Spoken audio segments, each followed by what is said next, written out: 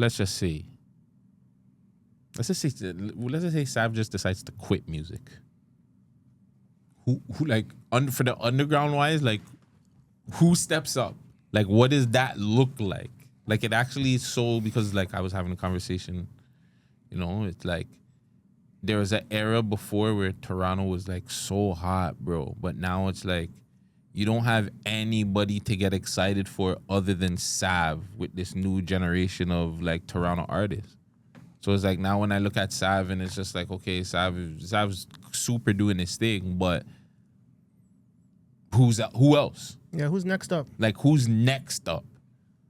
Even when you go to like the what do you call them? The pop side or the non-violent side, they're kind of a little bit better. They can, you have your Keisha Fresh, you have somebody else that will always, the circle will always find somebody to add on to the circle. There'll always be like another artist, but it's like, who else do you look forward to? Like Havaya and Toby are the guys running it for those guys right now. But it's like it depends what room and arena you're talking about. Like it depends what room, what arena. Like I feel like there's artists that made it. There's some artists, unfortunately, like life, that are never gonna make it. Mm-hmm. But I feel like the artists that just need a little bit to get to where they gotta go, the ignored market is actually a market. So like it's hard to explain. Like But my whole thing is which artist is gonna step up and be that next artist? Like who are you seeing? Okay, for an example, the Griselda Blanca come outside era. You had so many other people that were like, okay, Pangs, Tutu, you know what I'm saying? You had people that you had to look forward to. Then you had like 3M, whatever. Then K Money, Casper. You had like, you know what I'm saying? And then their crew, and you had people to look forward to. BFR Forever had like everybody. If it's not Robin, it's Pressa, it's the Tall Up, it's YS or whatever, it's YG, it's Burner Bands, it's Northside Benji, it's Houdini. Like, you know what I'm saying? Mm-hmm. Like, there's always somebody.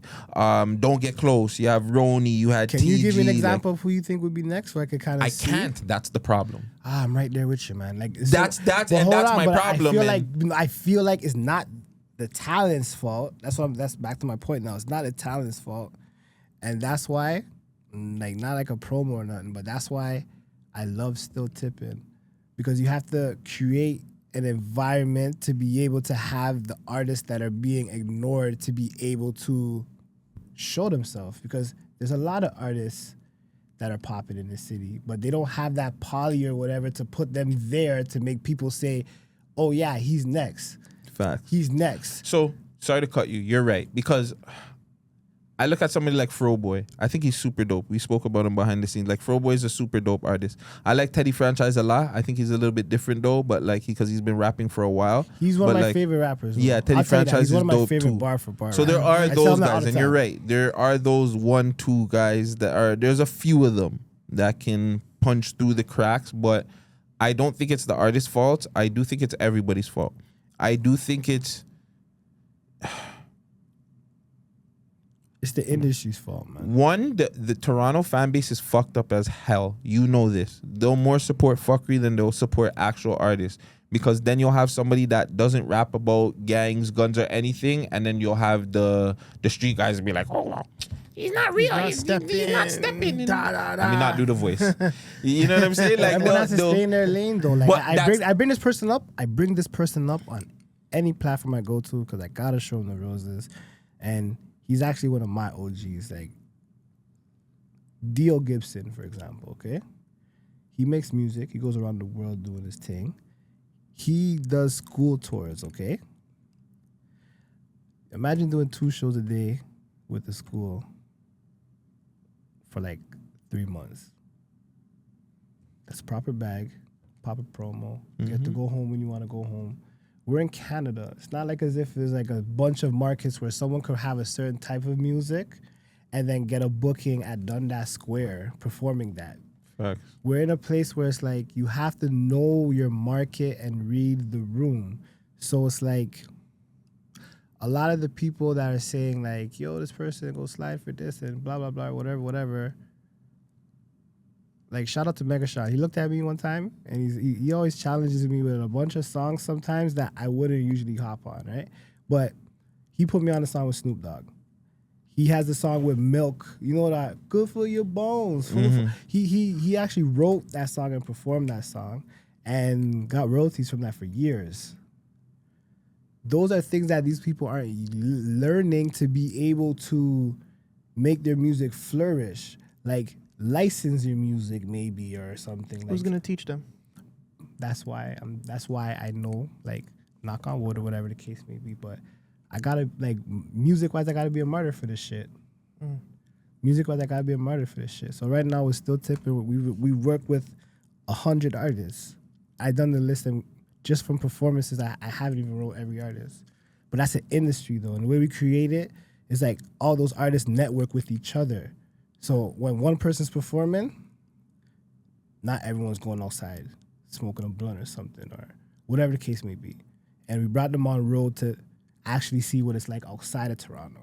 So I know 100%, like shout out to Drama J, shout out to Smitty, shout out to all the artists that been on the tour. But their approach to the music is different now. They're making music more so for people. I'm not saying now since it's still tipping, but I mean, like, I noticed that their performance is even different. Like, I felt sick when I seen, like, Wendy Smokes at a show and he's like, what did he say? He's like, yo, London, wagwan. But that's kind of stuff that you don't come to Toronto and say, yo, Toronto, what's going on? You don't go to certain Toronto shows and get a certain love. Like, you go out of town, you see the love, it's different. So it's like, you just got to learn the pocket of what you're doing and where to sell it to. Don't go somewhere trying to sell iTunes to a place that only has Spotify. Like, you just got to know your market. Like, you know what I mean? So all these guys that are, like, shout out to Savv because he's going out of town where they know his lyrics back to back. The reason I brought up Megashon because he looked at me and he's like, yo, do I buy show tickets? I'm like, no. He's like, do you go on iTunes and Spotify? He's like, no.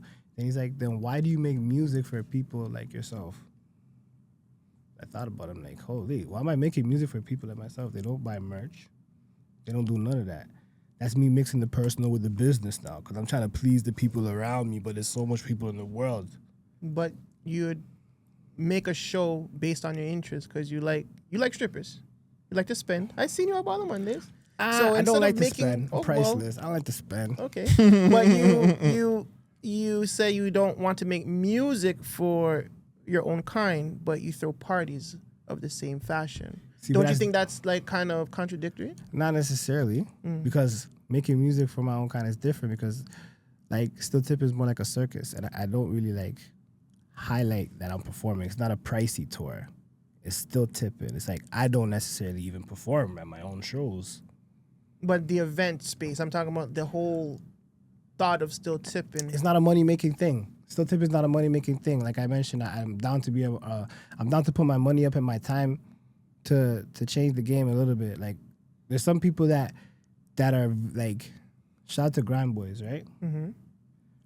A lot of people don't know that. Like when I was a youth, I used to like mentor some of the people that are running it right now, that were running it from before. Mm-hmm. And those things are highlights to me. And I say that because it's like, that's what the game's about that a lot of people don't understand. There's a lot of stats like that I'm proud of, that when people say, I fell off, it's like, fam, you don't know how, fam, I influenced the influences, I'm good. Mm-hmm.